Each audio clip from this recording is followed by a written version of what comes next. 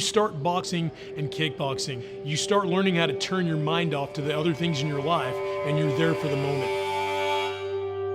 Confidence is developed through consistency of effort. And so what I love about teaching is to watch people push a boundary that they may have not been able to cross in their life before because they have that confidence in themselves by being tested. The subconscious impact of that causes them to make decisions which make their lives better, and the results I see people gain are what keep me going every day.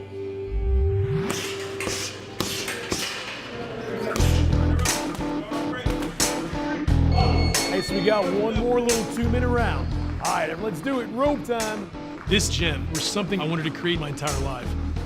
I had the itch for fighting at a very, very young age. So I did fights and I had a #1 ranking in the US by the time I finished high school. But I was in my early 20s when I had an injury. Well, that was effectively the end of my career, and I needed to figure out what was I going to do with my future. Heads up, heads up. I was training at gyms since I was a kid. So I thought, how can I eliminate the bad parts of the different businesses that I'd worked in growing up, take the best parts and put it in one gym. So with this gym, I actually got to build what I wanted from my head. And time, good job y'all, 10 push-ups. When I was putting this place together, my thoughts were, let's make it appeal to the general population. So if we offer a number of services, boxing, we have some of the best people in the world coming through here to train. We do kickboxing, mobility classes to make sure that you're balanced, that you don't have injuries. Classes for children, and we have a number of coaches that are some of the top guys out there in MMA. And there are people that just come in and like to work out. Everything you need's right here. We have everything going on. Everything at one time. It's like walking into just a huge ballroom and everybody dancing. I've never had like an octagon and a ring right next to each other. I just look to my left and I just see kickboxing going on. The first time I came in, I was like, I'm gonna train here. I come twice a week for martial arts and 1 hour a week for weight training. If I need a session just for stretching, I've got it. Clean it up, clean it up, come on. One of the conundrums I kind of looked at in business is how do you keep the quality but yet be able to do a number of services that someone could come in here and take advantage of. We got the answer for that. Numerous coaches that care about what they're teaching.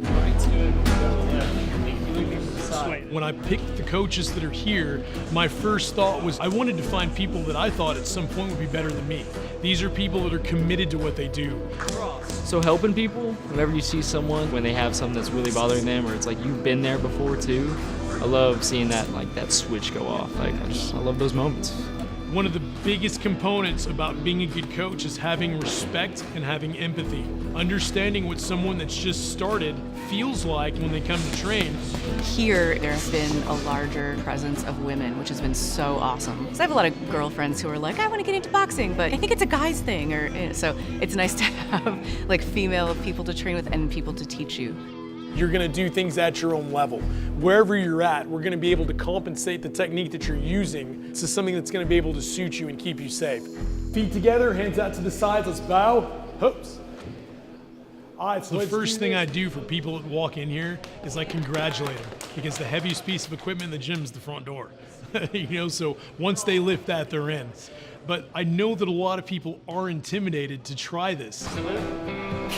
I didn't think I would join.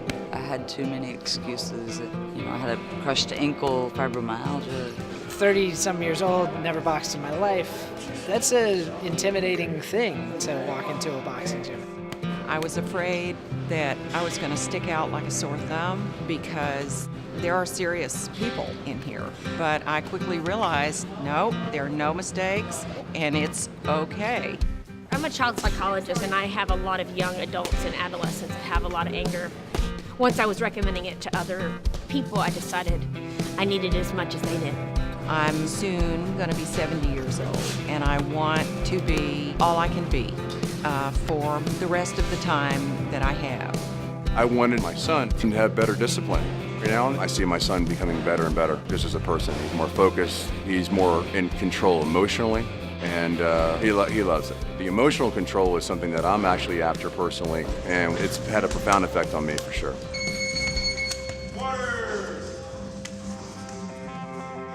When I started this business, I wanted to elevate the sports of boxing and kickboxing, but the community orientation also. So the events kind of started with that in mind, and it's kind of taken a life of its own. We've done mixed martial arts. We've done professional boxing here too. Then we have Fantastic Fest debates. Get some celebrities to debate about something weird and then box each other. We got also the Central Texas Golden Gloves here. It's been a blast. And so the deal with the events is, how do I give my members the best experience and get people motivated? You know, it's really a community of people in here that train together and also hang together. Coming to a gym like this is being part of a community. So like every time you walk in the door, people at the desk know you, people on the floor know you, and it feels like you're coming to practice with your friends.